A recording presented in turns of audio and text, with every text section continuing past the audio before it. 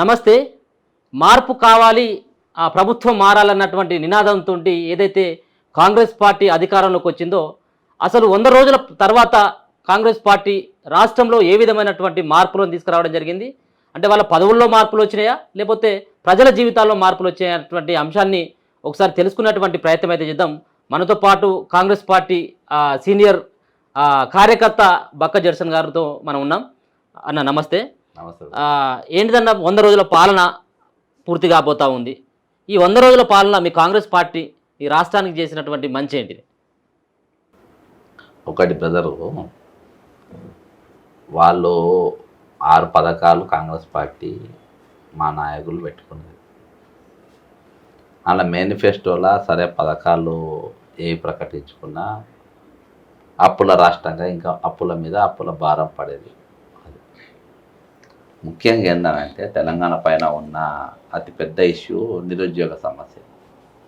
ఈ 100 రోజులల్లో మనము కనీసం రివ్యూ మీటింగ్లు పెట్టేది ఉండే ఏ డిపార్ట్మెంట్లో ఎన్ని ఖాళీలు ఉన్నాయి. దానిపైన ఈ 100 రోజులలో రివ్యూ మీటింగ్ జరగలేదు. నంబర్ 1. నంబర్ 2, ఇంకోటి ఎవరైతే మోసాలు చేసిండ్రో, ఇవి ప్రభాకర్ రావు అనేటోడు ఉన్నాడు,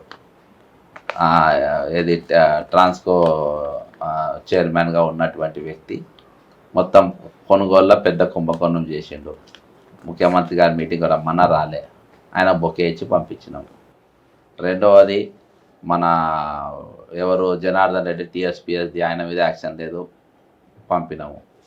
ఈ విధంగా ఎవరి మీద యాక్షన్ లేదు ఇవాళ దాకా. ఏదో బుడ్డోళ్ళని ఏసీబీ వాళ్ళపైన, గొర్రెల దాంట్లో కూడా లక్ష్మారెడ్డి అనేటోడు అసలు పెద్దోడిని వదిలేసి ఆ కింద ఏడీని జేడీని ఎవరెవరినో ఏసీబీలో అరెస్ట్ చేసి వాళ్ళ పెడతాను. అసలు ఎండీని ఎవరు పట్టుకోలేదు. శ్రీనిధిలా విద్యాసాగర్ రెడ్డి అనేటోడు ఉన్నాడు, రిటైర్డ్ అయిపోయిన ఎంప్లాయ్ అందులో ఉన్నాడు, పంచలో ఎండీ కూడా ఆయన తీస్తలేరు. దాదాపు రిటైర్డ్ ఎంప్లాయీస్ మొత్తం 2 రోజులలో తీసేసుడే అని చెప్పేసి హడావుడి చేసిన ప్రభుత్వం మా కాంగ్రెస్ ప్రభుత్వం. దాదాపు 1038 మందో 48 మందో లెక్క తేలింది. ఇయాటి వరకు వాళ్ళపైన చర్యలు లేవు. కాబట్టి ఇది పథకాలనంటే అవి నిరంతరము మనము అవి ఇచ్చుకుంటాం. నిరంతరం ఈ పథకాలు ఇవ్వడం అనేది విజయం కాదు. మార్పు అని అంటే ఎవరు చేయలేనిది మనం చేస్తే దాన్ని మార్పు అంటారు కొత్తగా. ఆ మార్పు అనేది నాకేం కనవలేదు. ఈరోజు కాంగ్రెస్ కార్యకర్తలతో కూడా ఈ 100 రోజులలో మాత్రం చాలా నిరుత్సాహంగా ఉన్నాడు. ఎందుకనంటే అక్కడ వాళ్ళను ఎవరు కూడా వాళ్ళ దగ్గర రానిచ్చే పరిస్థితి లేరు. అంత మైగ్రేటెడ్ పొలిటీషియన్స్, ఆయా పార్టీలకి వెళ్ళి వచ్చిన వాళ్ళకు ప్రాధాన్యత ఎక్కువ ఉంటుంది. నిజంగా కాంగ్రెస్ పార్టీ జెండా పట్టుకొని కాంగ్రెస్ పార్టీలో ఉన్నోడు, కాంగ్రెస్ పార్టీ పైన బతికినోడు, కాంగ్రెస్ పార్టీ కోసమే బతుకుతున్నోడిని ఎక్కడ గుర్తింపు లేదనేది ఒకటి పెద్ద ఎత్తున ఉన్నది. ఈరోజు నామినేటెడ్ పోస్టుల బట్వారాలో కూడా శ్రీనివాస్ రెడ్డిని ప్రెస్ అకాడమీ చైర్మన్గా వేసిండ్రు. ఆయన ఇదివరకు చంద్రబాబు నాయుడు హయాంలో ఉన్నోడిని మన హయాంలో ఎందుకు వేయాల్సి వచ్చింది, మన హయాంలో ఎందుకు పెట్టుకోవాల్సి వచ్చింది అనేది ఒక పెద్ద క్వశ్చన్ ఈరోజు ఎరైజ్ అవుతూ ఉన్నది. ఈరోజు జర్నలిస్టు కూడా ఎవరు సంతోషంగా లేరు. ఈరోజు సామాజిక న్యాయం కోసం అని చెప్పి తెలంగాణ రాష్ట్రం ఏర్పడ్డది. ఇవాళ ఈ 100 రోజులలో వేసిన నియామకాలలో ఈరోజు ఎక్కడ న్యాయం జరిగింది? ఇంకోటి, సామాజిక న్యాయం పక్కన పెట్టేసి బాజాప్తా ఒక ఉప ముఖ్యమంత్రి బట్టి విక్రమార్కు కింద కూర్చునే పరిస్థితి వచ్చింది. ఈడ పీటేసి పక్కనాడ కూర్చోమన్నట్టుగా ఆయన చేసిండ్రు. సరే, ఆయన ఎక్స్ప్లెనేషన్ ఇచ్చిండు. ఏమని ఇచ్చిండు? నేను శాసిస్తున్నా, నా అంతటా నేనే కూర్చున్నా, నాకు మొక్కుబడి ఉండే అని అంటే, ఈ గాడిగుడ్డు మాటలు మా దగ్గర మాట్లాడద్దు. ఇవి సామాజిక న్యాయం అనేది పూర్తిగా అడ్డపాతలకు వెళ్ళిపోయింది. లాస్ట్లో ఈ సామాజిక న్యాయంలో భాగంగా ఒక దళితునికి ఉప ముఖ్యమంత్రి ఇస్తున్నాం అని చెప్పి ఇచ్చి కూర్చోబెట్టిండ్రు. దాన్ని కవర్ చేసే ప్రయత్నము బట్టి విక్రమార్క చేసింది కానీ ఇక్కడ అందరి ముఖ్యమంత్రి కూర్చుంటారు, ముఖ్యమంత్రి పక్కన ఉప ముఖ్యమంత్రి కూర్చుంటారు, ఉప ముఖ్యమంత్రి కాడ మంత్రులు కూర్చో. ఇది ప్రోటోకాల్ తెలుసా? బట్టి ఇది ప్రోటోకాల్. ఇది నీకు తెలియకుండా, నీ ముఖ్యమంత్రి తెలియకుండా ముందవి మీరు నేర్చుకోవాలి. కాబట్టి 100 రోజులల్లో చేదు అనుభవాలు, మధురమైన అనుభవాల కంటే చేదు అనుభవాలే ఎక్కువ. అంటే ఇప్పుడు మీరు అన్నటువంటి విషయం, గత ప్రభుత్వంలో కూడా ఇదే ఉప ముఖ్యమంత్రి తాటికొండ రాజయ్యకు కేసీఆర్ ఆ రోజు కూడా అవమానించి పదవికి ఊడబెక్కేసాడు. ఇప్పుడున్నటువంటి ముఖ్యమంత్రి కూడా బట్టి విక్రమార్కను కింద కూర్చోబెట్టిండు. దీన్ని ఏ విధంగా చూడవచ్చు? ఆయన కూడా మరి సమర్థించుకున్నటువంటి ప్రయత్నం చేసిండు. ఎందుకోసం అంటారు? అందుకని చెప్తున్నా బ్రదర్, ఇప్పుడు నీకు రజాకార్ పక్కన 2 ఉండే. రజాకార్ సినిమా కూడా గూడూరు నారాయణ రెడ్డి ఎవరు తీసిండ్రు, ఆయన గుర్తుపెట్టుకోవాలి. రజాకార్ పక్కన 2 ఉండే. అదేందా, నిన్నటిదాకా కేసీఆర్ ఉండే, ఇవాళ ఇంకో పక్కన ఇప్పుడు ఇంకొక ఆయన ఎవరు ఉన్నారో వాళ్ళు ఉన్నారు. ఈ రెండు సామాజిక వర్గాలు రజాకార్ పక్కన ఉండే చేసినవి అన్ని వీళ్ళే. ఆ రోజు దోపిడీ గురైంది ఎవరు? ఇదే నిమ్న జాతీయులు, పేద వర్గాలు, గిరిజన వర్గాలు వీళ్ళే దోపిడీకి గురయ్యారు, అవమానాలకు గురయ్యారు. ఇవాళ కూడా వాళ్ళ చేతనే కదా. మొన్న రజాకారుకు అవతల పక్క ఉన్నాడు అవమానం చేసిండు, ఇవాళ రజాకారుకు యువతల పక్కన ఉన్నాడు. రజాకారు అవతల పక్కన ఉన్న ఆనాడు ఆ ఉప ముఖ్యమంత్రి రాజాకు అవమానం చేసిండు. రజాకారుకు యువతల పక్క ఉన్నాడు, ఈరోజు ఈ ఉప ముఖ్యమంత్రికి అవమానం చేసిండ్రు. ఈరోజు అక్కడ పక్కన ఉన్నాడు, మొక్కుబడి కాదు, అంత కూర్చుంటే అందరి కింద కూర్చుందాం, లేకుండా నా పక్కన కూర్చో అని చెప్పి కూర్చోబెట్టాల్సింది పోయి ఈరోజు కింద కూర్చోబెట్టి నేను శాసిస్తున్నా అంటే ఏం శాసిస్తున్నావు? ఎంతమందికి నువ్వు ఇప్పటిదాకా ఇచ్చిన నామినేటెడ్లా ఎంతమందిని శాసించి నువ్వు ఎంతమంది దళితులకు నువ్వు నామినేటెడ్ పోస్టులలో భర్తీ ఇప్పించినావు? నువ్వు ముఖ్యమంత్రి ఎన్ని ఇప్పించుకున్నావు? నువ్వెన్ని ఇప్పించినావు? నువ్వు ముఖ్యమంత్రి కమ్యూనిటీకి ఎంతమందికి నీ కమ్యూనిటీకి నువ్వు ఎంతమందికి ఇప్పగలిగినావు? ఇంకా ఆత్మగౌరవం గురించి మాట్లాడతావు, నేను శాసిస్తున్నా అంటావు, గాడిది గుడ్డ అని చెప్తావు. ఎవరికి చెప్తావు ఇది? ఈరోజు నువ్వు అవమానం అన్నట్టు కాదు, ఇక్కడ అందరికీ అవమానపరిచినట్టు. నేను అసలు ఎస్సీ ఎస్టీ అట్రాసిటీ కేసు వాళ్ళ మీద వీళ్ళ మీద బట్టి మీదనే పెడదాం అనుకున్నా. ఎందుకంటే నువ్వు ఎట్లా అంటావు? నువ్వు కింద కూర్చొని నువ్వు కింద కూర్చొని నేను నాకు కావాలనే కూర్చున్నా, నువ్వు ఎట్లా అంటావు? నువ్వు కావాలని కూర్చున్నా, నువ్వు సగటు మనిషి కాదు, your deputy chief minister of Telangana. అర్థమైందా? మా ఆత్మగౌరవానికి ప్రతినిధి నువ్వు. దళిత పీడిత బడుగు బలహీన వర్గాలకు నీవు ఒక ఆశాకిరణం అసొంటోని నువ్వు తీసుకుపోయి కింద కూర్చుంటే నిన్ను చూసి రాజకీయాలలో ఎదుగుతున్న వాళ్ళు వాళ్ళ పరిస్థితి ఏం కావాలి? ఏం కావాలి ఈరోజు? మళ్ళా దీన్ని నెమరేసుకోనిక ఇవన్నీ కూడా పెద్ద ఎత్తున పబ్లిక్లో చర్చలు జరుగుతున్నాయి. అడుగున అవమానాలు అవుతున్నాయి. నువ్వు ముఖ్యమంత్రి ఆయన సామాజిక వర్గానికి 15 పోస్టులు అనుకో, ఆయన 15 వేసుకున్నప్పుడు నువ్వు 7 వేపియాలి. నీ 7 నీ లెక్క చెప్పు. నువ్వు ఎన్ని వేపియగలిగినావు నామినేటెడ్ పోస్ట్ ఇప్పటికీ? నీ జాతిలకు శాసిస్తున్నా అని మళ్ళీ పెద్ద డైలాగులు మాట్లాడతావు నువ్వు. కాబట్టి తీరని 100 రోజులలో ఒక వర్గానికి కిరీటం అయితే ఇంకో బట్టి వర్గానికి ఈరోజు అంటే బట్టికి ఆత్మగౌరవంగా ఏ వర్గం కోసం ఆయన నిలబడ్డాడో ఆ వర్గాలు ఆ జాతులన్నీ కూడా ఘోర అవమానం ఈ 100 రోజులలో జరిగింది. దాంతో నా ఇన్సిడెంట్తో తెలంగాణలో కాంగ్రెస్ పార్టీ కోసం కొట్లాడినటువంటి వాళ్ళకు స్థానం లేదు, కొత్తగా వచ్చినటువంటి వాళ్ళకే పెద్దపీట వేస్తూ ఉన్నారు కాంగ్రెస్ పార్టీలో ముఖ్యమంత్రి రేవంత్ రెడ్డి అన్నటువంటి మరి ఒక వాదన వస్తూ ఉంది. ఇది నిజమే అంటారా? 100%. ఈరోజు నేను అదే చెప్తున్నాను, అందుకే శ్రీనివాసరెడ్డి చెప్పిన. శ్రీనివాసరెడ్డి ఎవరు? జగదీశ్వర్ రెడ్డి, సూర్యాపేట జగదీశ్వర్ రెడ్డి వల్ల భావన మా అవుతాడు, ఆయన బంధువు అవుతాడు. ఈయన కాంగ్రెస్ పార్టీ కేసీఆర్ వ్యతిరేకంగా ఈ ప్రెస్ అకాడమీ చైర్మన్గా ఉన్నటువంటి ఈ వ్యక్తి ఎప్పుడు కొట్టాడిండు? ఎప్పుడైనా ఉద్యమం చేసిండు? ఎప్పుడైనా ఫైటింగ్ చేసిండు? ఏడ కనవాలే కదా. ఈరోజు నువ్వు ఇచ్చిన ఇన్ని నామినేటెడ్ పోస్టులల్లో నువ్వు ఎక్కడెక్కడ అఫ్కోర్స్ అజ్మతుల్లా హుసేన్ కానీ లేకుంటే మైనార్టీలో ఇచ్చిన 3 కూడా నేను 3కి పోయినా 3 మా దీపక్ జాన్ కానీ వీళ్ళు 4 కూడా 100% వాళ్ళు ఎలిజిబుల్. మేము పోయినాం. తక్కిన వాటి గురించి నేను చెప్తాను, తక్కిన వాటి ఎక్కడెక్కడ ఏం జరుగుతుంది. కాబట్టి నేను చెప్పేది ఏంటంటే ఈరోజు వాళ్ళకు పెద్దపీట జరుగుతుంది. ఈరోజు ఒరిజినల్ కాంగ్రెస్ వాళ్ళకి మాత్రం అవమానం అవుతుంది, అందులో 100% డౌటే లేదు. మీరు ఏడ కార్యకర్తలు నిరుత్సాహంతోనే ఉన్నారు. ఈరోజు వేరే పార్టీకి వెళ్ళి వచ్చిన వాళ్ళకు ఎంపీ టికెట్లు, వేరే పార్టీకి వెళ్ళి వచ్చిన వాళ్ళకు ఎమ్మెల్సీ పోస్టు. కోదండరాం ఏం చేసి కాంగ్రెస్ పార్టీకి? కోదండరాంకి ఎమ్మెల్సీ అని పెడతావు. కోదండరాం నేను కోదండరాం చేసింది ఏంటి అసలు చెప్పండి? కోదండరాం చేసిన త్యాగం ఏం చెప్పండి తెలంగాణకు? 1200 మంది విద్యార్థులు చచ్చిపోతారు, దాని తర్వాత పైన మాట్లాడతాడు. కేసీఆర్కు లాభం అయితే 2018 పూర్తిగా ఆయన చేయబట్టి గెలిచిండు. ఈసారి ఏందనంటే ఇక అందరు తిరుగుతట్టున్నారు అని చెప్పేసి ఇది చేసింది. కానీ ఆయన చేసిన త్యాగం ఏంది? ఆయన ఎందుకు కలుపుకోవాలి? ఈరోజు కాంగ్రెస్ పార్టీలో లేరా నాయకులు? ఆయనకి ఏం సంబంధం?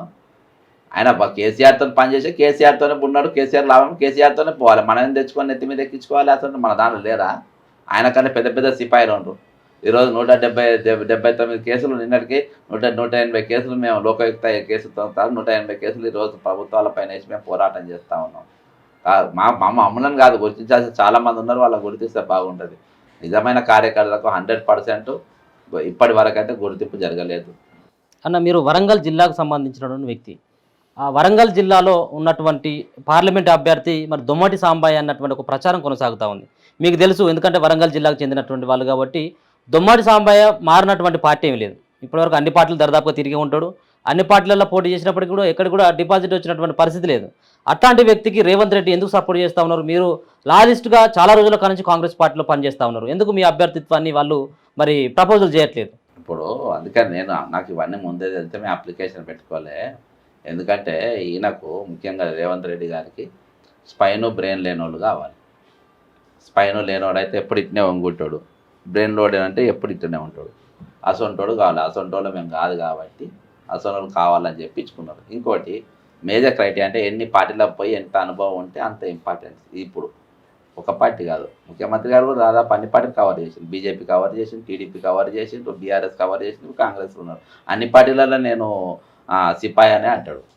సేమ్ అసొంటి సిపాయి సాంబయ్య. కాబట్టి ఆయనకు టికెట్ ఇస్తే ఇచ్చుకుంటారు వాళ్ళకు. దానికి మనం ఏం చేస్తాం అంటే వాళ్ళ కాంగ్రెస్ పార్టీ గెలవాలుందో లేదో అదొక డౌట్ మరి. ఎందుకంటే ఆయన పోయినసారి కూడా కాంగ్రెస్ టికెట్ ఆయనకే ఇచ్చింది. దాదాపు అన్ని పార్టీల బీఫామ్లు చూసినోడు, మామూలుడు కాదు. సాంబయ్య అంటే ఆయన అన్ని పార్టీల బీఫామ్లు చూసిండు, అన్నిట్లలో చూసిండు. ఆయన లీడర్లో ఎన్నో చుట్టూ తిరుగుడు తప్ప బీజేపీ బీఆర్ఎస్ పైన ఎంత పోరాటం చేసిండో ఏం చేసిండ్రో ఆయన ఖైదాలన్నీ రేవంత్ రెడ్డి దగ్గర ఉన్నట్టున్నాయి. ఇంకా రేవంత్ రెడ్డి కూడా అంతే పోరాటం చేసింది కాబట్టి, సాంబయ్య ఎంత పోరాటం చేసిండో రేవంత్ రెడ్డి గారు కూడా అంతే పోరాటం చేసింది కాబట్టి వాళ్ళకు నచ్చుతారు ఒకరికొకరు. మేము అంత ఫైటింగ్ చేసిన వాళ్ళం కాదు కదా, వీళ్ళ ఫైటింగ్లో బాగా ఫైటింగ్ చేసిన వాళ్ళు. ఆయన కానీ వేం నరేందర్ రెడ్డి కానీ వీళ్ళందరూ పెద్ద యుద్ధం చేసి బీఆర్ఎస్ దింపిన సిపాయిలు కదా వీళ్ళు. అందుకనే వాళ్ళకి ఇచ్చుకుంటారు. ఇచ్చుకోండి, దాన్ని మనం ఏం చేయగలుగుతాం. ఓకే. తెలంగాణలో కాంగ్రెస్ పార్టీ అధికారంలోకి వచ్చిన తర్వాత మొత్తం రెడ్డిల వ్యవహారం నడుస్తూ ఉంది. ఎవరు కూడా అట్లాంటి బీసీలు కానీ ఎస్సీలకు సంబంధించిన వాళ్ళని కొంత విస్మరించిండ్రు. మొత్తం అంతా డామినేషన్ అంతా మొత్తం రెడ్డిలదే కనబడతా ఉన్నది. మరి అప్పుడు ఉన్నటువంటి దొరలకు ఇప్పుడు ఉన్నటువంటి ఈ ప్రభుత్వానికి తేడా ఏముంది అసలు? అవునా, అది వాళ్ళ ప్రభుత్వం. ఇప్పుడు నేను ఏం చెప్పినా ఫస్ట్ మా స్టార్టింగ్లోనే రజాకార్కు అటొకడు ఇటొకడు ఉండే. పోయినసారి అటోడు ఉండే ముఖ్యమంత్రి ఉండే, వాళ్ళని మొత్తం వేసుకున్నారు. కింద వెలమ వర్గాలకు ఎవరికి న్యాయం ఏం జరగలే. అందులో ఏళ్ళ మీద లెక్క పెట్టే వాళ్ళకి 5-6 కల్వకుండా ఫ్యామిలీ, వినోద్ కుమార్ వాళ్ళకు వీళ్ళకు కొంతమందికి తక్కిన వాళ్ళు చాలామంది బీదరికంలో ఉన్నారు వెల్మాల. అక్కడ అందరికీ అయిందని అన్నారు. రెడ్డిలలో కూడా అందరికీ ఏం జరగలేదు, కొంతమందికి మాత్రమే అక్కడక్కడ వరకే. పైన ఎవరైతే లాబీయిస్టులు ఉంటారో వీళ్ళు పైన వాళ్ళకే. చిన్న పేదోళ్ళు అట్నే ఉన్నారు, రెడ్డి సన్నకారు రైతులే ఉన్నారు, రెడ్డి కాంగ్రెస్ లాయలిస్ట్ రెడ్డిస్లు ఉన్నారు చాలామంది. వాళ్ళకి ఎవరికి ఇస్తలేరు. ఆయా పార్టీలో పోయి వచ్చిన వాళ్ళే. నేను చెప్పినా ఇప్పుడు ప్రెస్ అకాడమీ చైర్మన్ ఆయన టీడీపీలో ఉండే. అప్పుడు మేము టీడీపీతో యుద్ధం, ఆయన తీసుకొచ్చి కాంగ్రెస్ పార్టీ మేము అధికారం తీసుకొచ్చి ఆయన చైర్మన్ చేసుడు ఎక్కడిది? కాంగ్రెస్ పార్టీకి లాయలిస్ట్గా ఉన్నటువంటి జర్నలిస్టులు లేరా? న్యూట్రల్గా ఉన్న జర్నలిస్టులు లేరా? వాళ్ళని వేయొచ్చు కదా, వాళ్ళని ఎందుకు వేయాలి మరి? అంటే వాళ్ళని వీళ్ళ ప్రధాన ఉద్దేశం ఏంటనంటే అంటే ఈయన చూపించుకోనికి నేను మా సామాజిక వ్యయానికి న్యాయం చేస్తున్నా. మొన్నటిదాకా కాంగ్రెస్ పార్టీలో అవతల పార్టీలో ఉన్న వేరే బీఆర్ఎస్ పార్టీలా లేకుంటే టీడీపీ పార్టీలో ఉండి కాంగ్రెస్ పార్టీ మీద తొడలు కొట్టిన వాళ్ళు వీళ్ళు ఈరోజు ఏదో నిరూపించుకుని ఈరోజు రెడ్డిస్కి ఏం పెద్ద న్యాయం ఏం చేస్తలేరు, చూపించుకునే ప్రయత్నం చేస్తారు. నేను బాగా మోస్తున్నా అని చూపించే ప్రయత్నం చేస్తుంది. కానీ వీళ్ళు ఎవ్వరు అట్లా ఏం చేయరు. వీళ్ళు పైసలు ఉన్న వాళ్ళకే లాభం చేస్తారు. ఇది సమాజంలో కొంచెం న్యాయకత్వము పట్టు గ్రామాలలో రెడ్డిస్ ఉన్నది కాబట్టి వాళ్ళ పోస్టులు ఎక్కువ ఇవ్వడం వల్ల నా దిక్కు చూస్తారేమో అని నేను అనుకుంటున్నాను. అట్లా ఏమి ఉండదు. వాళ్ళు ఎక్కడ ఉండాలనో ఆనే ఉన్నారు. వాళ్ళకేం న్యాయం జరుగుతలేదు. వాళ్ళే ఒరిజినల్ కాంగ్రెస్ వాళ్ళు. డూప్లికేట్ కాంగ్రెస్ ముద్ర వేసిన రెడ్డిస్కు తీసుకొచ్చి నువ్వు పోస్టులు ఇస్తాను, కానీ ఒరిజినల్ కాంగ్రెస్ వాళ్ళు అక్కడనే ఉన్నారు. వాళ్ళకేం పోస్టులు వస్తలేవు. వాళ్ళకి తీరాని అన్యాయం జరుగుతూ ఉంది. అది నిన్ను మోస్టోళ్లకు లేకుంటే నీకు భజన చేసేటోళ్ళకు నువ్వు ఇచ్చుకుంటున్నావు. కానీ రెడ్డిస్ కాంగ్రెస్ పార్టీ లాయల్గా ఉన్న రెడ్డిస్కి మాత్రం పోస్టులు వస్తలేవు.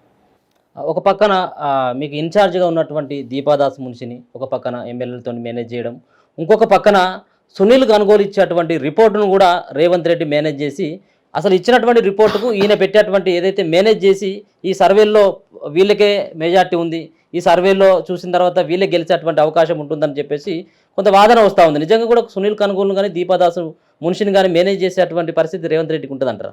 బ్రదరు, దీపాదాస్ మున్షి గారు ఏంటంటే ఆమె చాలా లాయల్. ఎందుకంటే ఆమె నాకు 2017కి నాకు సన్నిహిత సంబంధాలు ఉన్నాయి. వాళ్ళ భర్త గారు కూడా మంచి కాంగ్రెస్ లాయల్ లీడరు. ఆమె మంచి సంపన్నమైన కుటుంబం వాళ్ళది, చిల్లరకు ఆశపడే ఫ్యామిలీ కాదు. ఆమె మీద ఒకడు కాంగ్రెస్కు సంబంధించిన ముఖ్యమంత్రి లాబీలో ఉన్న వ్యక్తే ఎవరో ఒకటి బెంజ్ కార్ ఇచ్చిందని వాళ్ళతో బీజేపీ వాళ్ళకి లీకులు ఇచ్చి స్టేట్మెంట్ ఇప్పించింది కూడా ఈయన మనుషులే. ఎవరి మనసులు? ముఖ్యమంత్రి రేవంత్ దగ్గర రెడ్డి. మనుషులే. ఆహా. కావాలంటే తర్వాత వాళ్ళు ఎప్పుడైనా పేరు అడుగు చెప్పమని డిమాండ్ చేస్తే పేరు తర్వాత చెప్తా. ఓకేనా? డిమాండ్ ఢిల్లీకి ఇచ్చిన ఈ రిపోర్ట్. ఎందుకు మరి ఆ అవసరం ఏముంటుంది మరి దీపాదాస్ మున్షి పైన? అదే చెప్తున్నా ఆమె టైట్ చేస్తుంది కాబట్టి. ఈయన పిసిసి ప్రెసిడెంట్ హయాంలో 3 ఇన్ఛార్జీలు మారిండ్రు. ఇంతకుముందు ఎప్పుడు మారలే. అవును. ఇన్ఛార్జ్ తరుణంలో ఇద్దరిద్దరు పీసీసీలు మారేది కనుక ఉల్టా అయింది. ఒకటే పీసీసీ ప్రెసిడెంట్ టైంలో 3 ఇన్ఛార్జ్. ఫస్ట్ మణిక్ ఠాకూర్ ఆయననే నన్ను పీసీసీ ప్రెసిడెంట్ చేసిండు. ఆయన మీద ఇట్లనే లీకుల పుకార్లు ఇచ్చి ఆయనను అధికారం రాగానే మణిక్ ఠాకరేను, ఇప్పుడు దీపాదాస్ మున్షి గారు టైట్ చేస్తుంది ఆమె. సునీల్ కనుగోలు గారా ఆయన రిపోర్ట్లకు ఆయన సర్వేలకు ఆయనకు శతకోటి వందనాలు. ఆయన రిపోర్ట్లల్లా వర్ధనపేట చెప్తా. వర్ధనపేట అంటాడు బక్క జెడ్సన్ అంటాడు గెలవడు. బక్క జెడ్సన్ అంటాడు ఎప్పుడు పార్టీకి పనే చేయలేడు. అక్కడ ఒక రిటైర్మెంట్ ఐఏఎస్ రిటైర్డ్ అయినా కన్ఫర్మ్డ్ ఐపీఎస్ అయితే చాలా బాగుంటుంది. అది బీఆర్ఎస్ పార్టీలో టికెట్ ట్రై చేసి రానోళ్ళు అయితే ఇంకా బాగుంటుంది అని చెప్పి ఆయన రిపోర్టు అక్కడ ఇచ్చిన రిపోర్ట్. అంటే ఆయన రిపోర్ట్లు అట్లుంటాయి. ఆయన మీద పోలీసు రైడ్లు అయినాయి. అది రైడ్ అయింది. ఇప్పుడు కాంగ్రెస్ ప్రభుత్వం వచ్చింది కదా, మరి ఎందుకు రైడ్ చేసి కంప్యూటర్ హార్డ్ డిస్క్ అది ఏమైందో ఆ కేసు చెప్పండి. ఆయన రూమ్ పైన రైడ్ అయింది కదా, ఏది ఆయన హోటల్ పైన రైడ్ అయ్యి అవన్నీ ఎత్తుకపోయింది కదా, ఆ కేసు ఏమైందో చెప్పండి. ఇప్పుడైనా మన కాంగ్రెస్ అధికారం సునీల్ కనుగోలు ఆఫీస్ పైన. సునీల్ కనుగోలు అంటే ఆయన 100% ముఖ్యమంత్రి గారికి పీసీ ప్రెసిడెంట్కు ఆయనకు అందుబాటులో ఉండి పనిచేసిండు. అందుకని మరి హైదరాబాద్ ఆయన రిపోర్ట్ బరాబర్ ఉంటే మన హైదరాబాద్ ఒక్క సీట్ ఎందుకు గెలవలేదు చుట్టుపక్కల. ఈరోజు గ్రామీణ ప్రాంతంలో మేము యుద్ధం చేసినాము, మేము కేసులు పెట్టినాము, నిరంతరం కల్వకుంట్ల కుటుంబంతో కానీ బీజేపీ అంతా పోరాటం చేసినాము. ఈరోజు అంతేకాకుండా ప్రవళిక ఆత్మహత్య తర్వాత యువత మొత్తం గ్రామాలలో పడి నిరుద్యోగులు మాకు కాంగ్రెస్ వస్తే మాకు నౌకర్లు వస్తాయమ్మా అని చెప్పేసి కాళ్ళు మొక్కి ఏళ్ళు మొక్కి ఓట్లు వేపేస్తే ఇవాళ అధికారంలోకి వచ్చింది. కానీ సిపాయిలు ఏం పెద్ద యుద్ధం చేస్తే వచ్చిందేం కాదు.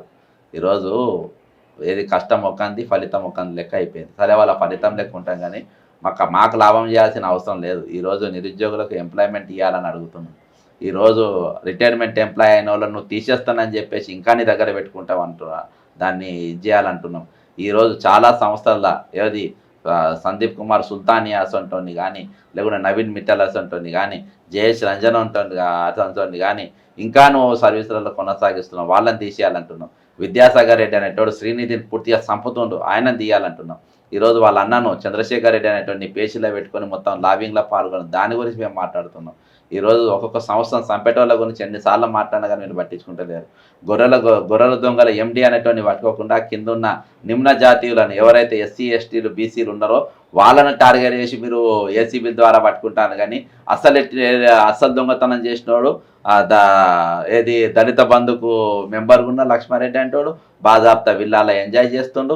ఆయన జోలి మీరు పోరు, ఆయనను ముట్టుకోరు, కానీ కిందోళ్ళ మొత్తం పట్టుకుంటా ఉంటారు. కాబట్టి ఈరోజు వాస్తవానికి నిజానికి ఎక్కడ కూడా న్యాయం జరుగుతలేదు అనేది వాస్తవం. రేవంత్ రెడ్డి యొక్క భాషా విధానం మనం చూడడం జరిగింది. గత సభలలో పిసిసి అధ్యక్షుడు హోదాలో ఉన్నప్పుడు మాట్లాడినటువంటి భాషకి ఇప్పుడు ఉన్నటువంటి ముఖ్యమంత్రి హోదాలో ఉన్నటువంటి మాట్లాడినటువంటి ఈ మాటలకి మరి ఎక్కడ కూడా మార్పు అనేది రాలేదు. ఇది పేగులు తెంపుకొని మెడలు వేసుకుంటా లేకపోతే పండబెట్టి తొక్కుతా అన్నటువంటి మాటలు, అది ఏంది అంటే ఒక ముఖ్యమంత్రి హోదాలో ఉండి ఇట్లా మాట్లాడడం ఇది సరైనదేనని చెప్పేసి భావిస్తా ఉన్నారా? ఇంకా బ్రదర్ ఒకటి, ఇలా ఆయన ఎప్పుడు మంత్రి పదవి చేసినోడు కాదు, అనుభవం ఉన్నోడు కాదు. ఆయన టాప్లో ఉన్నోళ్ళు చాలామంది, ఒక శ్రీధర్ బాబు అన్నకు, కొండ సూర్యకు, దామోదర నరసింహన్నకు, ఉత్తమ్ కుమార్ రెడ్డి గారికి, ఇంకొక 4-5 తప్ప తక్కిన వాళ్ళు ఎవ్వరు కూడా మంత్రుల పదవుల, జూపల్లి కృష్ణారావు తప్ప తక్కిన వాళ్ళు ఎవ్వరు కూడా మంత్రి పదవులు చేసిన అనుభవాలు లేవు. చాలామందికి ఫైల్ మూమెంట్ రావు, లాంగ్వేజ్ తెలియదు, కాబట్టి జరుగుతుంది. ఇంకోటి యాస అంటావా, ఈయన అన్నాడు కదా అదే ముఖ్యమంత్రి అదే ఆ యాస అంటావా, ఆ యాస ప్రవేశపెట్టి తెలంగాణ 2014 కల్వకుంట్ల చంద్రశేఖరరావు గారు ప్రవేశపెట్టారు. అది అట్నే కొనసాగుతా ఉంది. అట్లా ఆ భాష మాట్లాడితే సప్పలు కొడతారని చెప్పేసి మాట్లాడతారు. సప్పల కోసమే ఈ భాష పేగులేస్తా. నాకు కూడా ఆ లాంగ్వేజ్ నాకు నచ్చలే, వ్యక్తిగతంగా. ఆ భాష నేను కాదు ఎవరు స్వాగతించారు. వాళ్ళ క్యారెక్టర్ అసలు ఉంటుంది బ్రదర్. వాళ్ళు ఏమన్నా ఏది ఐడియాలజీతో పార్టీలకు వచ్చిందా, వాళ్ళు అట్నే ఉంటారు. వాళ్ళు అట్నే ఉంటారు. 4 పార్టీలు తిరిగిన వాళ్ళకి ఎట్లా కాకుండా నీకు ఎట్లా మాట్లాడతారు. ఓకే, అంతే. కాంగ్రెస్ పార్టీ అసంటోళ్ళకి మొయ్యడం, అసంటోళ్ళకి పదవులు ఇవ్వడం దురదృష్టం. అందుకని 1వ తారీఖు నేను ఎలక్షన్ అయిపోయిన తెల్లారే ప్రెస్ మీట్ పెట్టినా ఈయన ముఖ్యమంత్రి చేయొద్దని. ఇటువంటి భాషనే వస్తుంది మరి. అరే నేను సీఎం అయినా జర నా భాష మార్చుకుందాం, నా స్టైల్ మారుద్దాం అనేది ఏం లేదు. అదే గంటే ఉంటుంది, ఇంకేముంటుంది. ఇంకొక పక్కన ఇప్పుడే మనకు అందినటువంటి వార్త ఏంటంటే బీఎస్పీ ఇక్కడ తెలంగాణ రాష్ట్ర అధ్యక్షుడిగా ఉన్నటువంటి ఆర్ఎస్పీ ఆ బీఎస్పీ పార్టీకి రాజీనామా చేయడం జరిగింది. మరి దాని తర్వాత మరి ఆయన బీఆర్ఎస్ పార్టీలకు వెళ్ళేటువంటి అవకాశం ఉంటుందన్నట్టుగా తెలుస్తూ ఉంది. ఒక పక్కన బహుజనులు, ఇంకొక పక్కన దొరల గడులను కూర్స్తామన్నటువంటి ఆర్ఎస్పీ మళ్ళీ అదే దొరల గడిలోకి వెళ్ళడం, ఇది ఎట్లా చూడవచ్చు? పోతారు. ఇప్పుడు రాజకీయంగా నా వ్యక్తిగత అభిప్రాయము, ఆయన అభిప్రాయాన్ని నేను ఇది చేయలేను. ఆయన అంటే కొంత గౌరవం నాకు. ఎందుకనంటే ఆయన ఏది డైరెక్టర్ స్కూల్స్కు, రెసిడెన్షియల్ స్కూల్స్కు ఉన్నప్పుడు స్కూల్స్ను చాలా బాగా చేసిండ్రు అనేది ఒక గౌరవం. ఇంకోటి ఆయన పోలీస్గా ఉన్నప్పుడు కూడా చాలామంది మా దగ్గర ముఖ్యంగా ఎస్సీ నక్సలైట్ ఉన్న వాళ్ళను ఎన్కౌంటర్ కాకుండా కాపాడింది కూడా ఉన్నది, ఎన్కౌంటర్ కాకుండా ఆపింది కూడా ఒకటి ఉన్నది ప్రవీణ్ అన్నది. కాబట్టి నేను ఆయన గురించి అందుకని నేను ఎప్పుడు మొన్న కూడా నేను ఎప్పుడు ఏమన్నా, ఇప్పుడు కాదు రేపు ఫ్యూచర్లో కూడా నేను ఆయన గురించి ఎక్కువ కామెంట్ చేయాలి. ఆయన ఏజ్ చేసినా కానీ మొన్న ఇటీవల ఫోన్ అయితేనే మాట్లాడినా ఆయన ఇది అయిన తర్వాత. ఆయన చెప్పిండు, జడ్సన్ ఎక్కడ పోయినా నేను స్పైన్ బ్రెయిన్ అనేది ఎప్పుడు రెగ్యులర్గా వాడుతూ ఉంటా. జడ్సన్ నువ్వు చెప్పినట్టే స్పైన్ బ్రెయిన్ లేని వాళ్ళు ఇది చేస్తుండ్రు, రాజకీయంగా వాళ్ళకి ఏమైనా అప్లిమెంట్ ఇచ్చే ప్రయత్నంలో నేను ఉన్నా అని అన్నాడు. సరే ఏమున్నా ఆయనకు కమిట్మెంటు, బహుజనుల మీద ఆయనకు కమిట్మెంట్ ఎజెండా ఉంది. సరే ఆయన ఏజెండా పట్టుకుని అందరూ పట్టుకుంటుగా జెండా ఆయన మారితే తప్పే ఉంది. ఇప్పుడు రోజుకో జెండా మారుతూనే ఉండుగా. జితేందర్ నేను ఇట్లా జాయిన్ అవుతుండో లేదా ఆయన పోస్ట్ ఇచ్చే ఇన్ని రోజులకి వెళ్ళి పనిచేసేటోళ్ళకి ఇస్తే. అటువంటిది ఆయన రూలింగ్ గవర్నమెంట్లోకి వస్తలేదు కదా. రూలింగ్ గవర్నమెంట్కి వస్తే అప్పుడు కేసీఆర్ ప్రభుత్వానికి పోతే ఆయన తప్పు పట్టాలి. కానీ ఈరోజు బీఆర్ఎస్ పైన ఏది రూలింగ్ గవర్నమెంట్ పైన యుద్ధం చేస్తా అని ఆపోజిషన్లో ఉన్న పార్టీతో చేతులు పని ఆయన జాయిన్ అవుతా అని పోయినా కానీ, జాయిన్ అయినా కానీ, ఆయన వ్యక్తిగతంగా నేను రాజకీయంగా ఏడ ఉన్నా కానీ నేను ఆల్ ద బెస్ట్ చెప్తా. అన్న మీరు కూడా అసలు ఈ షెడ్యూల్ ఏది రాకముందుకే, ఎమ్మెల్సీ షెడ్యూల్ రాకముందుకే ఏదో ప్రచారాన్ని ముంగటేసుకున్నాడు. కాంగ్రెస్ పార్టీ నుంచి మీకు ఎట్లాగూ టికెట్ వచ్చేటువంటి ఆస్కారం లేదు. ఏదో కాంగ్రెస్ పార్టీ మరి బలపరిచిందా మిమ్మల్ని, లేకపోతే స్వతంత్రంగానే మీరు ఏమైనా పోటీ చేస్తూ ఉన్నారో అర్థం కావట్లేదు. మీరు మొన్ననే ఏదో రిలీజ్ కూడా చేయడం జరిగింది, మీ మేనిఫెస్టో కూడా రిలీజ్ చేయడం జరిగింది. అది ఏంటిది అసలు, ఏం జరుగుతూ ఉంది అసలు? మీరు ఎమ్మెల్సీగా బరిలో ఉంటారా? ఒకవేళ కాంగ్రెస్ పార్టీ ఊకోమంటే ఊరుకుంటారా? మరి ఊరుకునే పడితే ఆల్రెడీ నిలబడదామని డిసైడ్ అయిపోయినాం. మొన్న నిరుద్యోగులది కూడా చూసిండ్రు. నాది మెయిన్గా ఏది విద్య, వైద్యము, అన్ఎంప్లాయ్మెంట్, ఈ 3 ఎజెండాల పైన నేను మేజర్గా వాళ్ళ మధ్యనే నేను ఎక్కువ ఇది తీసుకుంటున్నా. వాళ్ళ కోసమే నేను ఎక్కువ ఫైట్ చేస్తున్నా నేను. కాబట్టి ఆ 3 మేనిఫెస్టోలో 3 పెట్టుకొని నేను కొట్టాడుతున్నా. అంతేగాని ఈరోజు నేను డిసైడ్ అయిపోయిన పోరాటం ఏది ఎలక్షన్ కంటెస్ట్ చేయడానికి. ఆల్రెడీ 2 నెలలకెళ్ళి నేను వర్క్ స్టార్ట్ చేసిన. 3 జిల్లాల పర్యటన కూడా కంప్లీట్గా అయిపోయినాయి. ఈరోజు ఎమ్మెల్సీ నిలబడాల్సిన అవసరం ఉన్నది. అనేకమైన అంశాలు ఇప్పటిదాకా మనం డిస్కషన్ చేసిన అంశాలు కాక అనేకమైన అంశాలు కౌన్సిల్లో నాకు రేజ్ చేయాలనే ఆలోచన కూడా ఉన్నది. కాబట్టి మేము ఖచ్చితంగా పోటీ చేస్తున్నా. కాంగ్రెస్ పార్టీని బలపరిచే అభ్యర్థిగా నేను పోటీ చేస్తాను. కాంగ్రెస్ పార్టీనే నేను బలపరుస్తున్నాను. కాంగ్రెస్ పార్టీ మిమ్మల్ని బలపరచకుండా బలపరిచే అవసరం లేదు. కాంగ్రెస్ పార్టీనే బలపరుస్తారు. కాంగ్రెస్ పార్టీనే బలోపేతం చేసినాం. మరి మేమైనా బలోపేతమైనామా? మా జీవితం అంతా కాంగ్రెస్. ఒక్కసారి రాజశేఖర రెడ్డి గారు నాకు చైర్మన్ ఇచ్చింది, కానీ నేను ఇవాళ కాంగ్రెస్ పార్టీ బలపరచలే. కానీ నన్ను కాంగ్రెస్ పార్టీ ఎప్పుడు మేము బలపరచలే. మరి రేపు మిమ్మల్ని ఏమైనా బుజ్జగించేటువంటి ప్రయత్నం రేవంత్ రెడ్డి ఏందన్నా? మరి ఇప్పుడు మీరు పోటీ చేస్తే ఇక్కడ కాంగ్రెస్ పార్టీని మనం అభ్యర్థిగా దించినట్టయితే ఓట్లు చీలిపోయి అవతల పార్టీకి లాభం అవుతుంది అని చెప్పేసి ఒకవేళ అని మళ్ళీ మిమ్మల్ని ఏమన్నా బుజ్జగించేటువంటి ప్రయత్నం చేస్తే? చీలుడు ఏముంటది, వార్ వన్ సైడ్ ఉంటుంది. ఖచ్చితంగా నేను గెలుస్తున్నా. వన్ సైడ్ ఉంటుంది. నిరుద్యోగులు కానీ అందరు కానీ ఖచ్చితంగా నా దిక్కే చూస్తుంటారు.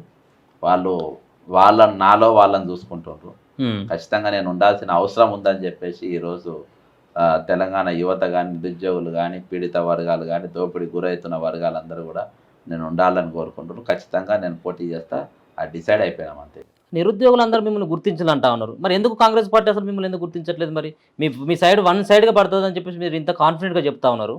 ఎందుకు మరి మీ కాంగ్రెస్ పార్టీ అధిష్టానం ఎందుకు మీ వైపు చూడట్లేదు? ఈరోజు నిరుద్యోగులు 46 జీవో కానీ, ఖాళీల భర్తీ కానీ, ఈరోజు టీఎస్పీఎస్ క్వశ్చన్ పేపర్ లీక్ కానీ, ఎప్పుడు ఏ అంశం ఉన్నా కానీ వెంటనే మేము స్పందిస్తూ ఉన్నాం. అదొక ఆపోజిషన్ పార్టీ చేసే రోల్. ఈరోజు బీఆర్ఎస్ వాళ్ళ పనుల వాళ్ళు బిజీగా ఉన్నారు. 46వ జీవో వాళ్ళు ప్రవేశపెట్టి నోరు తెరుస్తారు, కానీ ఆపోజిషన్ వాయిస్ రావాలి కదా. బీఆర్ఎస్కు ముఖం లేదు, బీజేపీ ఇద్దరు దొంగలు కాబట్టి కలిసి ఉన్న దొంగలుగా బీజేపీ కూడా 46వ జీవో గురించి మాట్లాడతలేరు. కాబట్టి ఈరోజు మేము మాట్లాడుతున్నాం, దానిపైన పోరాటం చేస్తున్నాం. నిజోగ ఎంప్లాయ్మెంట్ ఖాళీలు కూడా నింపే పరిస్థితి వల్ల 1, 2, 3 గ్రూప్ 3 గ్రూపులలో కూడా పెంచాలని చెప్తున్నాం. అంతేకాకుండా ఈరోజు డిసెండింగ్ ఆర్డర్లో మీరు గురుకుల పోస్టులు కూడా నింపాలని మేము ప్రభుత్వాన్ని డిమాండ్ చేస్తాం. దాదాపు 4,000 పోస్టులు అట్నే మిగిలిపోయినాయి. ఈరోజు కార్పొరేట్ వ్యవస్థను బలోపేతం చేయనా, గురుకులాల టీచర్ లేకుండా చేస్తే నారాయణ చైతన్య ఖాళీలు బలోపేతం అవుతాయి. అవి బలోపేతం చేయనిక ఈరోజు మనం ఉన్న ఖాళీలు ఏవి కూడా లేకుండా రేపు అకాడమిక్ ఇయర్ వరకు స్కూల్ టీచర్లు కానీ కాలేజీలు కానీ మెగా డిఎస్సి పెడితే దాదాపు 25,000 పోస్టులు పెడితేనే అక్కడ ఏమన్నా సర్దుమణుతాయి. 2008లో ఏదైతే డిఎస్సి వాళ్ళు ఉన్నారో వాళ్ళకు ఉద్యోగాలు ఇవ్వాలి. ఇవాళ అన్నీ ఫుల్ ఉండాలి. ఈరోజు పథకాలు ఏదైతే వారు అడిగేటోళ్ళు లేరు, కానీ ఉద్యోగాల కాడ మాత్రం టీచర్లు లేకుండా లెక్చరర్లు లేకుంటే స్కూళ్ళు కానీ ప్రభుత్వ స్కూళ్ళు కళాశాలలు మాత్రం ముందుకు జరిగే పరిస్థితి లేవు. కాబట్టి ఆ పోస్టులన్నీ వెంటనే భర్తీ చేయాలని అయితే వాళ్ళ తరఫున మనం ప్రగాఢంగా చాలా స్ట్రాంగ్గా మన వాయిస్ వినిపిస్తున్నాం. కాబట్టి వాళ్ళు మనకు సపోర్ట్ చేస్తున్నారు. తర్వాత ధరణి బాధితులు కానీ వాళ్ళు కానీ ఒక కమిటీ చేసింది కానీ ఎక్కడ కూడా ఎవరిని తిప్పలేము, ఎవరిని బాధలేము, తీర్చలేము. అవి ఎక్కడ చేసినా గొంగళ్ళు అక్కడనే ఉన్నాయి. ఈరోజు రిటైర్మెంట్ ఎంప్లాయీస్ ఉన్నారు, వాళ్ళే అక్కడనే ఎక్కడ చేసినా అక్కడనే ఉన్నాయి. ఈరోజు ఉద్యోగాలు చేస్తుండ్రు, కానీ వాళ్ళే కూడా పరిస్థితులు చాలా ఘోరంగా ఉన్నాయి. దాదాపు వాళ్ళ ఇంక్రిమెంట్లు లేవు ఇప్పటికీ. దాదాపు 5 ఇంక్రిమెంట్లు ఏమో అట్నే ఉన్నాయని చెప్పి మాకు తెలిసింది. కాబట్టి అనేకమైన అంశాలు రేపు కౌన్సిల్లో మాట్లాడాల్సిన అవసరం ఉంది. అది చెప్పుకోవడానికి ఇది, కానీ మనోడైతే కాంప్రమైజ్ కాకుండా మాట్లాడగలుగుతాడు. రూలింగ్ గవర్నమెంట్ ప్లస్ ధిక్కార స్వరం వినిపించగలుగుతాడు అనే ఉద్దేశంతో మనం ఒక ప్రశ్నించే గొంతుగా ఈరోజు మనకు తెలంగాణ ప్రజలు, ముఖ్యంగా ఈ 3 జిల్లాల ప్రజలు మాత్రం మనకు ఖచ్చితంగా గెలిపిస్తారని చెప్పి వన్ సైడ్ ఉంటుందని నేను అనుకుంటున్నాను. అన్న, మొన్న జరిగినటువంటి అసెంబ్లీ ఎన్నికల్లో ఏకపక్షంగా కాంగ్రెస్ పార్టీ 64 సీట్లను గెలిచింది. ఇప్పుడు అదే ఊపు ఏమన్నా తగ్గేటువంటి అవకాశం కనబడుతుందా? ఈ 100 రోజుల తర్వాత ఏమైనా ప్రజల్లో మార్పు వచ్చినట్టుగా కనబడుతుందా? కొంత కాంగ్రెస్ పార్టీ పైన వ్యతిరేకత వచ్చినట్టు, లేకపోతే ఇంకా వ్యతిరేకత కాకుండా ఇంకా నమ్మకం ఏమైనా ఎక్కువ ఏర్పడేటువంటి అవకాశం ఉన్నట్టుగా కనబడుతూ ఉందా? అప్పుడు కాంగ్రెస్ కార్యకర్తలు నిరుద్యోగులు అందరూ కలిసి పనిచేసారు. ఈసారి 14 సీట్లు వస్తే ఖచ్చితంగా ఈ 6 పథకాలు బ్రహ్మాండంగా ముఖ్యమంత్రి గారు ఇచ్చేసి ముఖ్యమంత్రి గారు స్పీచ్ అని కూడా చాలామంది వస్తుండ్రు. ముఖ్యమంత్రి స్పీచ్ ఇప్పుడు మీరు అన్న పదాలు కూడా బాగా నచ్చి ఓట్లు బాగా వస్తే ఆయన వల్లనే 14 సీట్లు గెలవాలి. 14 సీట్లలో ఒక్క సీటు తక్కువైనా ముఖ్యమంత్రి గారు ఫెయిల్ అయినట్టే. 14 సీట్లలో ఒక్క సీటు తక్కువైనా, ఎందుకంటే ఇంతమందిని తెచ్చుకుండు కదా. అవును, జితేందర్ రెడ్డిని తెచ్చుకునే, మహేందర్ రెడ్డిని తెచ్చుకునే, వీళ్ళను Kodanda Ram, the great professor Kodanda Ram, the great man. మియా కృష్ణారెడ్డితోని ఒంటెద్దు తుపాకీ తిప్పిన సిపాయిని తెచ్చుకుంటేవి నువ్వు. ఇంత పెద్ద వాళ్ళు ఉన్నాక 14 సీట్లు ఖచ్చితంగా రావాలి. 14 సీట్లు ఒక్క సీట్ వచ్చినా వీళ్ళు వచ్చిన వాళ్ళు వల్ల మొత్తము మీరందరూ కలిసి ఈరోజు ప్రభుత్వం టోటల్గా ఫెయిల్ అయినట్టు. అర్థమైందా? టోటల్గా ఫెయిల్ అయినట్టు. అంత మించిగా నేను దీనికి ఏం చెప్పలేను. కానీ నా టార్గెట్ మాత్రం ఈసారి సికింద్రాబాద్ పార్లమెంటు సభ్యుడు కిషన్ రెడ్డిని ఒడగొట్టుడు నా ప్రధానమైన ఈసారి టార్గెట్ చేసిన. ఎందుకంటే సిండికేట్ పార్టీస్ని బ్రేక్ చేయాలి. ఈరోజు కాంగ్రెస్, బీఆర్ఎస్, బీజేపీ ఒక ప్రభుత్వంపై వీళ్ళంతా సిండికేట్గా పనిచేస్తుంది. ఈరోజు సిండికేట్లో ఇంకో మెంబర్ ఎవడనంటే కిషన్ రెడ్డి అంటాడు. కిషన్ రెడ్డి అనేటువంటి ఈసారి ఖచ్చితంగా ఒడగొట్టాలి. ఒడగొట్టి తీరుతామన్నా అలా సవాలు లేదు. ఈసారి కాలుకు బల్బం కట్టుకొని ఈరోజు మన సికింద్రాబాద్లో ఉన్న అన్ని కాన్స్టిట్యూన్సీల బల్బం కట్టుకొని తిరుగుతా. నాకున్న పరిచయాలతోని ఈసారి కిషన్ రెడ్డి ఎట్ట గెలుస్తారు కూడా మేము చూస్తాం. ఖచ్చితంగా నా టార్గెట్ కిషన్ రెడ్డి. ఎందుకు అంత బాగా మీరు టార్గెట్ పెడితే అసలు వదిలిపెట్టరు? ఎందుకు ఈసారి కిషన్ రెడ్డి మీద పడ్డది టార్గెట్ అంతా? కిషన్ రెడ్డి మీద ఎందుకు పడ్డాయంటే ఆయన మనల్నే కాదు బీజేపీ కార్యకర్త కూడా మొత్తం ముంచిండు. అందరు నాగమేతటి చేసిండు. లాబీలు మెయింటైన్ చేసుకుంటాడు. ఈరోజు అన్ని పార్టీలకు వెళ్ళి వీక్ క్యాండిడేట్ వచ్చేటట్టు చేసి ఈయన గెలిచేటట్టుగా చూసుకుంటాడు. కాంగ్రెస్ పార్టీకి చెప్తున్నా, ఎంత వీక్ క్యాండిడేట్ మీరు ఇచ్చినా కిషన్ రెడ్డి గెలవడానికి నువ్వు ఎంత ప్రయత్నం చేసినా ఇది రాసుకోవాలి. మీరు ఎవరికి వీక్ క్యాండిడేట్లకు టికెట్లు ఇచ్చేటోళ్ళకి మైగ్రేటెడ్ వేరే పార్టీకి వెళ్ళి తీసుకొని వచ్చి కాంగ్రెస్ పార్టీ వాళ్ళని ఇక్కడ చంపేసి వేరే పార్టీలకు టికెట్ ఇచ్చే ప్రయత్నం చేస్తారు. ఎవరికో కొట్టడం కానీ ఎవడో కొట్టం కానీ ఎవరిస్తే నాకేంది, ఎవరిచ్చినా వాడిని గెలిపిస్తాం. ఎవరిచ్చినా కిషన్ రెడ్డిని గెలిపియాలి అనే కేసీఆర్ ఉద్దేశం, కాంగ్రెస్లో ఉన్నోళ్ళు ఉద్దేశాలు ఈసారి నెరవేర్చాయి. కిషన్ రెడ్డిని ఖచ్చితంగా ఓడగొట్టి తీరుతాం. ఇది సవాల్, ఇది ఇలా డౌటే లేదు. ఈ ఏషాలు పోయినసారి వేసిండ్రు, సక్సెస్ అయినరు. ఈసారి ఆ ఏషం సక్సెస్ కాదు. ఈసారి బరాబర్ కిషన్ రెడ్డిని టార్గెట్ చేస్తున్నాం. బరాబర్ సికింద్రాబాద్ పార్లమెంట్లో ఓడగొడతాం. ఈరోజు ఎవరు నిలబడ్డ కాంగ్రెస్ పార్టీ అభ్యర్థిని బరాబర్ ఖచ్చితంగా మేము రేపు గెలిపియబోతున్నాం. ఇది మ్యాచ్ ఫిక్సింగ్ ఒక తమాషా అయిపోయింది కిషన్ రెడ్డిది. అవతల పార్టీలతో మేనేజ్మెంట్ ఉండాలి, అవతల పార్టీలకు ఇన్ఫర్మేషన్ ఇవ్వాలి, మోడీ దగ్గర లాబింగ్ చేయాలి. ఈ ఎలక్ట్రల్ బాండ్స్ ఇవన్నిటిలో కిషన్ రెడ్డి ఉంటాడు. ఎలక్ట్రల్ బాండ్స్ బయటకు రావద్దంటే ఏం చేయాలని చెప్పి 12,000 కోట్ల GST కొట్టిండు మెగా కృష్ణారెడ్డి అంటాడు. నేను బీజేపీ ఆఫీస్ పోయి ఫిర్యాదు చేసిన బండి సంజయ్కి. కిషన్ రెడ్డి ఆఫీసులో పోయి ఇచ్చిన 12,000 కోట్ల ఒక్క రోజు వీళ్ళు మాట్లాడలే వీళ్ళు మెగా కృష్ణారెడ్డి గురించి. సిండికేట్ పార్టీస్ కాకుండా ఏంది ఇది? ఆయన మీద ఎందుకు యాక్షన్ లేదు? ఈరోజు కవితను అరెస్ట్ చేసింది కదా, వెరీ గుడ్. ఆయన మీద ఎందుకు యాక్షన్ లేదు? అంటే ప్రమాదకరమైన వ్యక్తి. అన్నిటి ఎంఐఎంకు, బీజేపీకి, బీఆర్ఎస్ పార్టీకి, అన్ని పార్టీలకు షికండి ఇవ్వడనంటే కిషన్ రెడ్డి. కాబట్టి టార్గెట్ కిషన్ రెడ్డి. ఈసారి కిషన్ రెడ్డిని ఖచ్చితంగా ఓడగొట్టి తీరుతాం. అలా సవాలే లేదు. అలా బీజేపీ వాళ్ళు కూడా ఓడగొడతారు. బీజేపీ వాళ్ళు కూడా ఓడగొట్టి తీరుతారు. నేను చెప్పింది ఏదైనా తప్పి ఈ అన్ని పార్టీలకు షికండి లెక్క కిషన్ రెడ్డి వ్యవహరిస్తలేడంటే నేను దేనికంటే దాన్ని అన్ని పార్టీలు మెయింటైన్ చేస్తాను. అసలు మీ పార్టీ నాయకుడు ముఖ్యమంత్రి బీజేపీలోకి పోతారని చెప్పేసి ఆడ చాలామంది ఆరోపిస్తూ ఉన్నారు బీఆర్ఎస్ పార్టీ వాళ్ళు. ఆయన అతి తొందరలో ఏకనాథ్ షిండే అవుతాడు, ఆయన అక్కడ బీజేపీ పార్టీలోకి వెళ్ళబోతా ఉన్నాడు, ఇట్లా కొంతమందిని ఎమ్మెల్యేని వెంట పెట్టుకొని పోయి మళ్ళీ అక్కడ బీజేపీలో చేరి ముఖ్యమంత్రి అవుతాడని చెప్పేసి కొన్ని వ్యాఖ్యలు చేస్తూ ఉన్నారు బీఆర్ఎస్ వాళ్ళు. అనిలు ఎవరు ఏమన్నా మాట్లాడుకోవచ్చు, ఎవరు ఏమన్నా చేసుకోవచ్చు. ఎవరు ఇక్కడ కాంగ్రెస్ పార్టీ టాటూ వేసుకొని ఎవరు లేడు ఇక్కడ. ఒక మా సొంటోళ్ళను మరి ఏఐసిసి కూడా మనం పిచ్చోళ్ళ లెక్క చూస్తుందో ఏందో నాకు అర్థమైతే లేదు. కానీ ఎవరు టాటూలు వేసుకొని లేదు. ఈరోజు తెలంగాణ కాంగ్రెస్ పార్టీ అంటే వచ్చేటోడు వస్తాడు, పోయేటోడు పోతాడు. నువ్వు అన్నదే నిజం కావచ్చు, ఏమన్నా కావచ్చు. ఈరోజు నువ్వు కాదు, నాతో చాలా మంది అన్నారు ఏమన్నా కావచ్చు. మోడీ హమారా బడా బాయ్ హై, मैं उसका छोटा भाई हूँ, గుజరాత్ చేసా ఇసుకు బనావ్. గుజరాత్ లో ఏమున్నది? బొంగు ఉన్నదా అంత ఆడ ఏమున్నది చెప్పు. ముఖ్యమంత్రి చేసి 2,000 మందిని చంపి అక్కడ ఉచ్చకొత్త కోసి గోధరాల మొత్తం అల్లకల్లోలను చేసి ఒక వర్గం నాకు వద్దా అంట మోడీ. అసలు గుజరాత్ లెక్క హమారా గుజరాత్ కు బనావా ఏమున్నది? గుజరాత్ లెక్క మొత్తం చీటింగ్ మీద ఉన్నాడు ఎవరు మోడీ అంటాడు. ప్రధానమంత్రి చీటింగ్, మోసము, అబద్ధాలు, యాక్టింగ్. చీటింగ్, మోసము, అబద్ధాలు, యాక్టింగ్, ఇవే ఆయన పునాదులు. ఈరోజు ఏది మన ప్రజాస్వామ్యానికి 4 పాదాల మీద వాడితే ఆయన పాదమే వేరే. ఆయన పాదాలు యాక్టింగ్, చీటింగ్, మోసాలు. ఇవి పైన ఆయన రాజ్యం వెళ్తాను కానీ అంత మించి ఏం లేదు. ఆయన తువ్వలో నడుస్తే నడవని. నేను దేనికేం విచిత్రపు ఉంటుంది. ఏదైనా జరగవచ్చు తెలంగాణలో. ఏదంతా సిండికేట్ పాలిటిక్స్. అందుకని నేను పేరు పెట్టినా సిండికేట్. రేపు ఏ పార్టీ ఉన్నా మీరు నమ్ముతారా? నిన్నదాకా బీఆర్ఎస్ ఉన్నాను, ఇక BRS 2 లెక్క ఉందని అంటుండ్రు ఆఫీసర్లు బాజాప్తా. రేపు బీజేపీ అధికారంకి వచ్చినాక వచ్చే రోజులల్లా BRS 3 అంటారు. అంతే.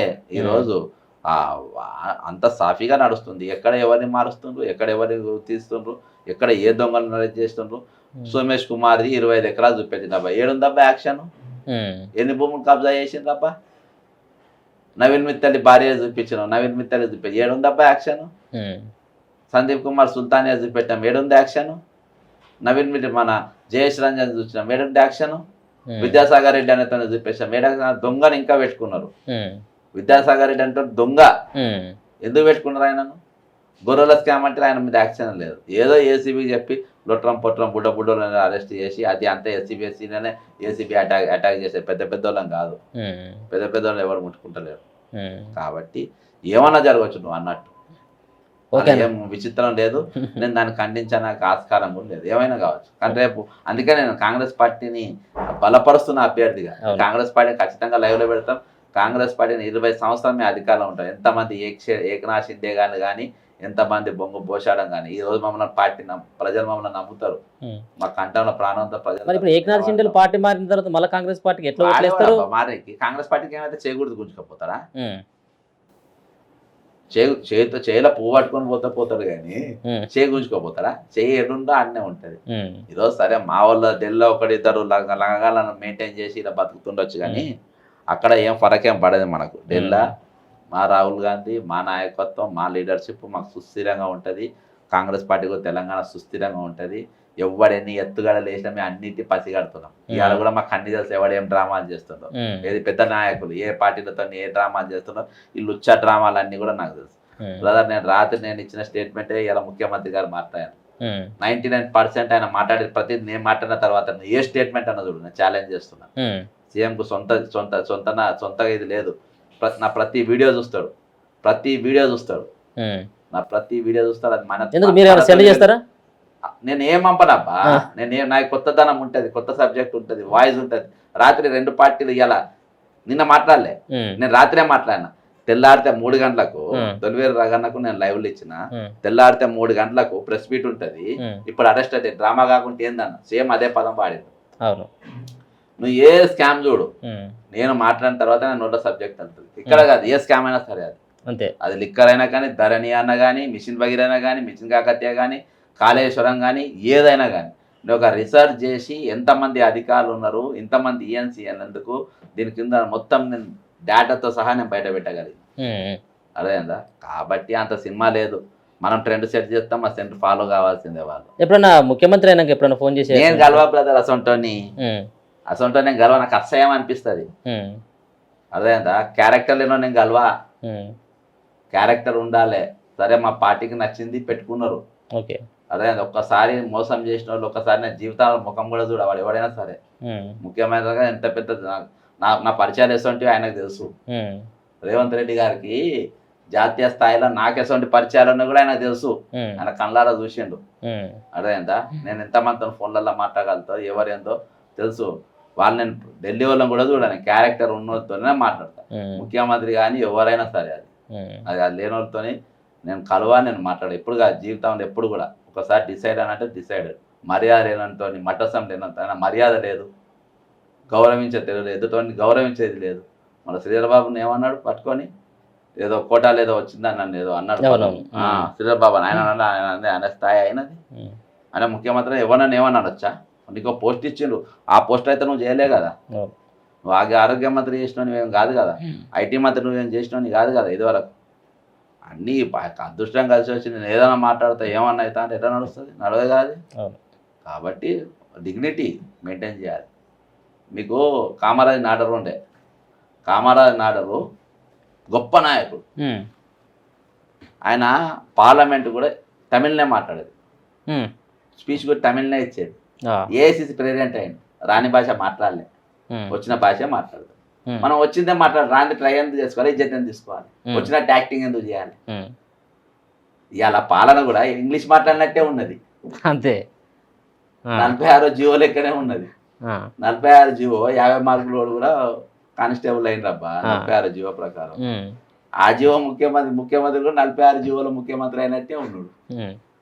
అర్థమైందా? కాబట్టి రాని ప్రయత్నం చేయొద్దు, ఉన్నట్టు నాకు ఎంత తవ్వుతే అన్నీ వస్తాయి. నా దగ్గర సబ్జెక్ట్ అని తక్కువ లేదు. అర్థమైందా? అంటే చెప్పుకుని కాదు, వాస్తవం చెప్తున్నా. తెలంగాణలో ఈరోజు ఏదైతే ఆశ కిరణాలతో ఈరోజు యువత ఉందో ఆ యువత బాధపడుతుంది. కాబట్టి వాళ్ళతో నేను రెగ్యులర్గా డిబేట్ జరుగుతుంది. కాబట్టి చాలా మంది రిటైర్మెంట్ ఎంప్లాయీస్ ఊడవీక్తానని ఇంకా ఊడవీకపోవడం చెప్ప ఎందుకు ఉంస్తానో చెప్పి ఇంకా. కాబట్టి అది వాళ్ళను మన మాట అంటే మాట పైన ఉండాలి, ఆ మాట మీద లేని వాళ్ళంటే నా పెద్ద గౌరవం ఉండదు, చాలా లైట్ తీసుకుంటాను. ఓకేనా? Anyways thank you so much అన్న. మొత్తానికైతే బక్కా జడ్సన్ గారు చెప్తున్నటువంటి అంశం ఏంటిదంటే, బీఆర్ఎస్ పార్టీని ఓడగొట్టి మళ్ళీ బీఆర్ఎస్ పార్టీ 2 అన్నటువంటిది తీసుకురావడం జరిగింది. ఒక పక్కన ఏదైతే తాను ఎమ్మెల్సీకి ఖచ్చితంగా నిలబడతాను, అది ఎన్ని అవరోధాలు ఎదురైనప్పటికీ కూడా కాంగ్రెస్ పార్టీని బలపరిచినటువంటి అభ్యర్థిగా నేను బరిలో ఉండేటువంటి ప్రయత్నమే చేస్తే తప్పించి ఎక్కడ కూడా విరమించుకోను. తన వైపు నిరుద్యోగులు అలాగే గ్రాడ్యుయేట్స్కి సంబంధించినటువంటి ఓటర్లందరూ కూడా తన వైపే ఉన్నారు అని చెప్పి చెప్తా ఉన్నారు. అంతేకాకుండా 100 రోజుల పాలన పైన కూడా చాలా విశ్లేషించడం జరిగింది. ఒక పక్కన ఆ పథకాలు ఉచితమైనటువంటి పథకాలు కాదు, మనం పథకాల కోసం కాదు మనం తీసుకొచ్చినటువంటి గవర్నమెంట్ మార్పు కావాలని చెప్పేసి ఏదైతే తీసుకొచ్చినామో ఆ మార్పు దిశగా రేవంత్ రెడ్డి సర్కార్ మరి ఆ విధంగా అడుగులు వేయాలని చెప్పేసి అయితే తాను కోరుకుంటా ఉన్నాడు. కెమెరామెన్ గణేష్తో అనిల్, మనతోలి వెలుగు, హైదరాబాద్.